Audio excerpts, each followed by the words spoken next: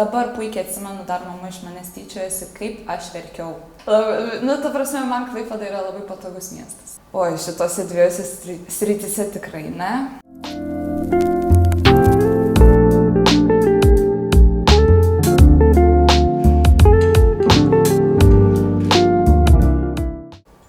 Labadiena, esu Klaudija Audickaitė ir sveikinuosi su jumis iš Klaipėdos universiteto medijų studijos.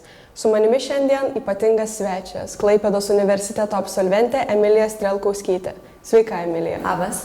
Ar būdama socialinių ir humanitarinių mokslų fakultete jaučiate nostalgiją?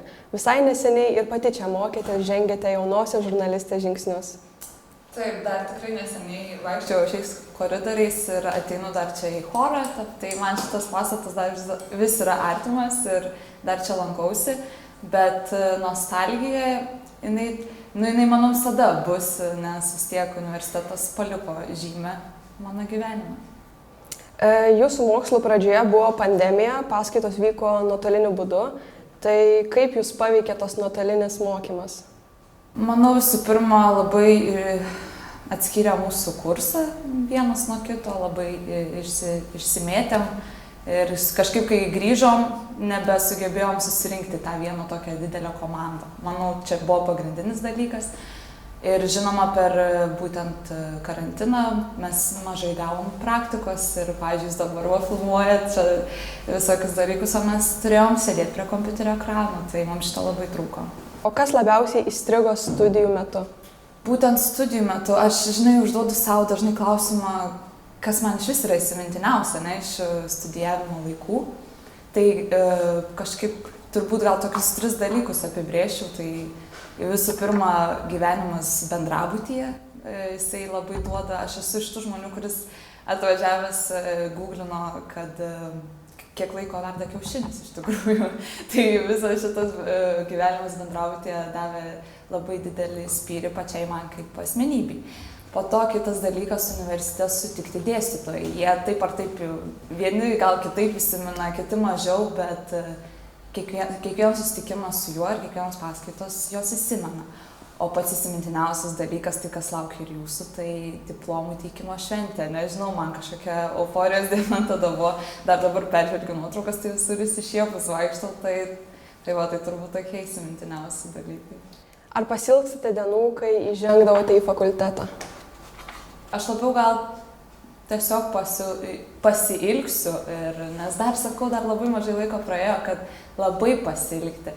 Bet pasilgsiu, kai jau visiškai turbūt bus čia užvertos duris, kai kažkaip gal nebebūsiu susijusi su šito universitetu.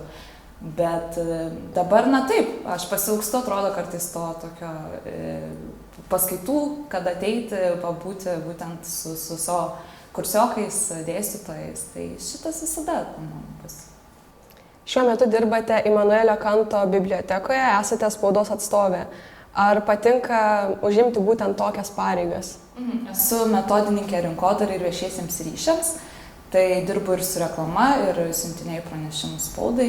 Ir jau nuo 3 kurso kažkur mąsčiau, kad aš būtent norėčiau dirbti viešuosiuose ryšiuose, todėl kad man teko padirbėti ir žurnalistė, tai kažkaip išsisėmiau tame darbe ir gal turbūt supratau, kad mane labiausiai vis tiek traukia kultūros sritis, o būdamas žurnalistas topimi, dažniausiai viską, Tai dabar dirbu vietoj, kur yra būtent kultūrinės sritis, tai man tai labai patinka.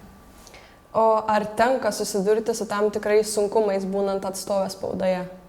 Taip, jauti labai didelę atsakomybę už savo įmonę, visų pirma, už savo įstaigą. Bet manau, čia kiekvienam darbe tu esi labai, tu turi jausti atsakomybę už savo atliekamą darbą.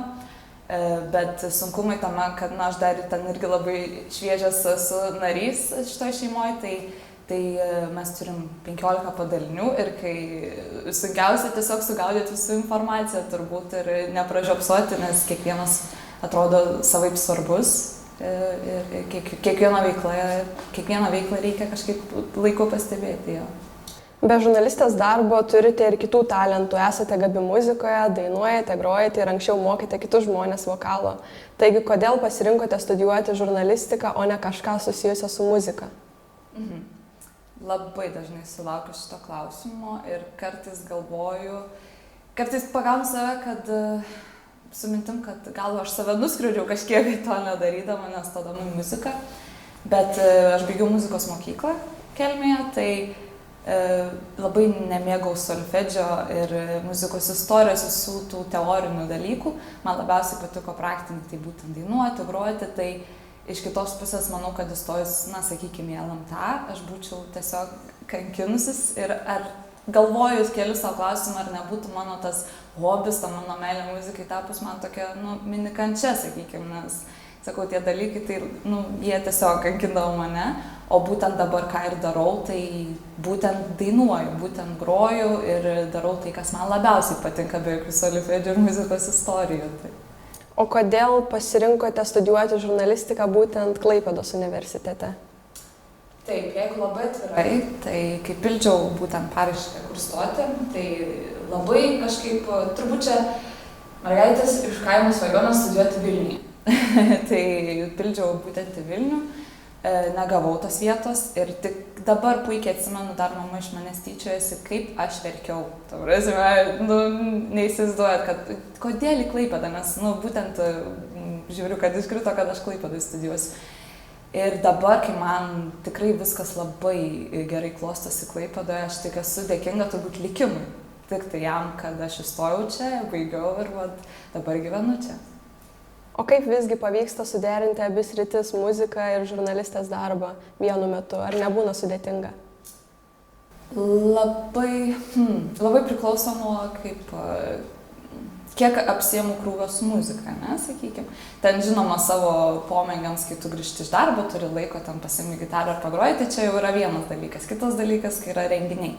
Bet aš sakau, aš dabar gyvenu tokį, renkuosi savo patogų laiką. Tai, sakykime, koncertus dėliojosi taip, kad man nebūtų labai didelis maratonas, nes tiesiog pajutau vienu momentu, kad jeigu aš bėgsiu visur, nes aš esu žmogus, kuris dažniausiai nepasakysi ne, tai, bet reikia su laiku išmokti ir pasakyti ne kartais. Tai būtent tą išmokau ir tiesiog renkuosi, dėliojuosi savo planą visą į ateitį, kad man būtų patogu. Ar niekada nematėte savęs kitame amplua be žurnalistės ir muzikantės, pavyzdžiui, politikoje ar ekonomikoje? Oi, šitose dviejose srityse tikrai ne. Kai pildžiau stojimus, dar kažkodėl norėjau būti kineziterapeutė. Nežinau kodėl, bet tuo momentu 12 klasėje aš maniau, kad aš galiu ją būti. Tai, bet manau, kad tikrai nesuklydau pasirinkdama žurnalistikos sritį. O kodėl nusprendėte likti būtent Klaipėdoje, o ne ieškoti alternatyvų kitose miestuose? Pamilau Klaipėdą. Pamilau šį miestą, man užtenka ir jo dydžio, ir, kaip sako kiti, kad čia veiksmo nėra, man jo užtenka. Manau, čia nuo kiekvieno žmogaus priklauso, kiek jis ir ko ieško.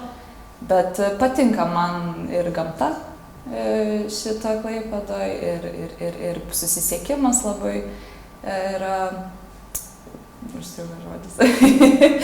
Ta prasme, man Klaipėda yra labai patogus miestas ir matau aš savo ateitį. Tai ar galite patvirtinti, kad uostamiestis tai galimybių miestas? Taip, galiu, nes, ta prasme, visus metus, kur aš čia esu, tam, ta prasme, visokias galimybės aš bandžiau ir, ta prasme, ir ką bandžiau, ką norėjau, tą ir pasiekiau. Ko nebandžiau, to ir nepasieksim nei vienas. Tai. Na ir pabaigai, kokią žinutę norėtumėte perduoti jaunam žmogui, abejojančiam, ar verta studijuoti Klaipėdos universitete? Mes labai laukiam iš tikrųjų jaunimo Klaipėdoje ir manau tikrai verta studijuoti šitam universitete. Vien dėl to, kad ir draugai matydavo, kaip aš, pavyzdžiui, rašau darbus prie jūros ar, sakykime, pasiklojus pleduką ir iš pavydo sakydavo, kad kaip faina pas jūs. Tai vien šita galimybė yra puikia, o universitetas jisai kaip vien, manau, ir savo išvaizdą gali įsitraukti, ta prasme, nes vieni pamato ir sako, oho, ta prasme, kokio grožio pastatas vien yra. Ir šiaip, manau,